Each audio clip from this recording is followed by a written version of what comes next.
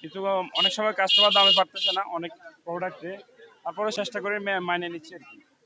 এই আলহামদুলিল্লাহ গত বছর থেকে বছর প্রথম দিকে খারাপ ছিল, কিন্তু 18,000 পর থেকে আলহামদুলিল্লাহ প্রত্যাশার চেয়ে বেশি আছে এই পর্যন্ত।